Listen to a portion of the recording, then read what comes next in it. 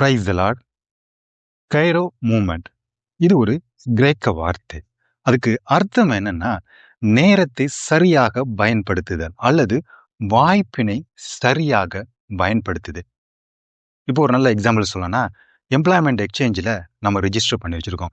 Employment எக்ஸ்சேஞ்சில் ஏதோ ஒரு வேலைக்கு அவங்க பரிந்துரை பண்ணிடுறாங்க நம்ம நேம் அப்படின்னா, லைஃப்ல ஒரு டைம் தான் பரிந்துரை பண்ணுவாங்க.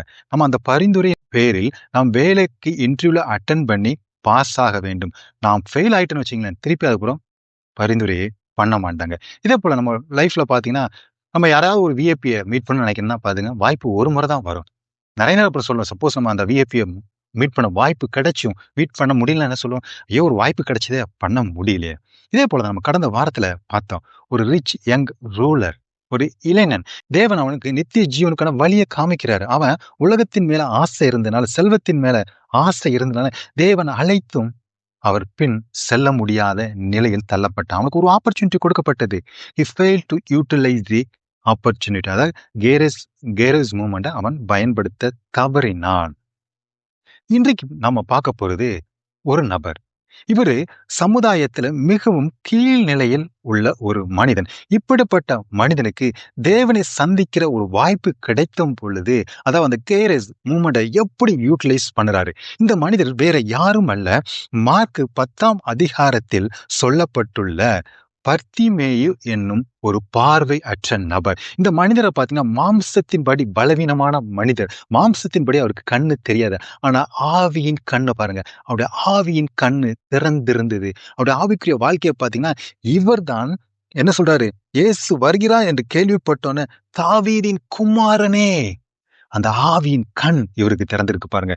உலக பிரகாரம் பார்த்தா இந்த பர்த்திமேயு மிகவும் கீழ்மட்டமான ஒரு மனிதன். அவ்வளவு பெரிய கூட்டம் இயேசு பின்னால் செல்வது, மிகப்பெரிய கூட்டம். அவ்வளவு அருமையா ஊழியம் நடந்துட்டு இருக்கும் பொழுது, இயேசு வருகிறார் என்று கேள்விப்பட்டு பர்த்திமேயு என்ன சொல்றாரு, தாவீதின் குமாரனே எனக்கு இறங்குன்னு விண்ணப்பம் பண்ண தொடங்குறாரு. ஏன்னா இந்த பர்த்திமேயுக்கு தெரிஞ்சு இது ஒரே ஒரு ஆப்பர்ச்சுனிட்டி தான், இயேசுவை சந்திக்க எனக்கு கொடுக்கப்பட்ட ஒரே ஆப்பர்ச்சுனிட்டி, நான் இந்த வாய்ப்பை நழுவ விட மாட்டேன். அந்த ஒரு வைராக்கியத்தை பாருங்க, அவருடைய விண்ணப்பம், தாவீதின் குமாரனை எனக்கு இறங்கும் என கூப்பிட தொடங்கினான். ஆனா சூழ்நிலையை பாருங்க, அந்த மனிதன் தேவனை நோக்கி தேட ஆரம்பிக்கும் பொழுது சூழ்நிலைகள் அவனை நெருக்குது. என்ன சொல்றாங்க, மற்றவர்கள் அதற்றாங்க. இதே போலதான் நாம் தேவனோடு நெருங்கி வாழ முயலும் பொழுது நம்ம சுற்றி இருக்க சூழ்நிலை நம்மளை இருக்க ஆரம்பிக்கும். அது நம்ம ஃபேமிலியா இருக்கலாம், படிப்பா இருக்கலாம், வேலையா இருக்கலாம், நண்பர்களா இருக்கலாம். அவங்க என்ன பண்ணுவாங்கன்னா, நம்ம தேவனை நோக்கி விண்ணப்பம் பண்றது, தேவனை தேடுகிறத அவங்க தடுக்க ஆரம்பிப்பாங்க. அப்போ நம்ம புரிஞ்சுக்கொள்ள வேண்டும், நம்ம கையை தளர விட்டுறக்கூடாது. என்ன இங்க பர்த்திமேயு என்ன சொன்னார், மற்றவங்க அதட்டும் பொழுது அவர் என்ன சொன்னார், இன்னும் அதிகமாக கூப்பிட்டான். இதே மாதிரி ஒரு சூழ்நிலை வருது, தேவனை தேடக்கூடாது என்கிற ஒரு கட்டாயம் நம்ம யாராவது நிர்பந்திக்கும் பொழுது நம்ம இன்னும்